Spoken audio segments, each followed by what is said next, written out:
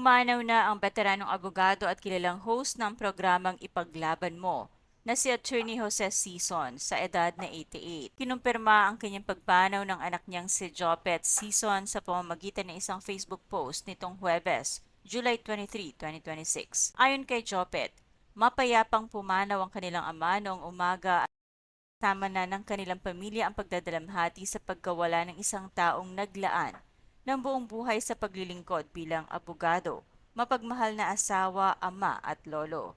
Sa kanyang mensahe, sinabi ni Jopet, ang mga katagang, ngayong umaga, July 23, 2026, mapayapang sumama sa ating may kapal, ang aming Papa Ping.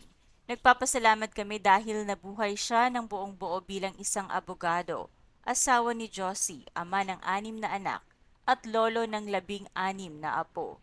Hinihiling namin ang inyong mga panalangin at naalalahanin siya ng may pagmamahal. Sa loob ng maraming taon, nakilala si Attorney Jose Sison bilang isa sa mga pinakatanyag na abogado sa bansa.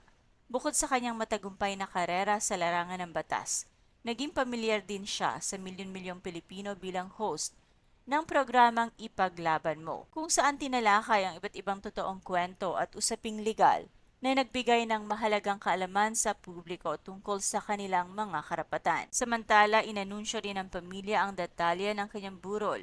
Ito ay gaganapin sa Ascension Chapel, The Immaculate Conception Cathedral of Cubao sa Quezon City, simula sa Biyernes ng hapon, July 24, 2026. Ang kanyang libing naman ay nakatakdang isagawa sa Heaven's Gate 1 Memorial Park sa Antipolo City sa Martes, July 28, 2026.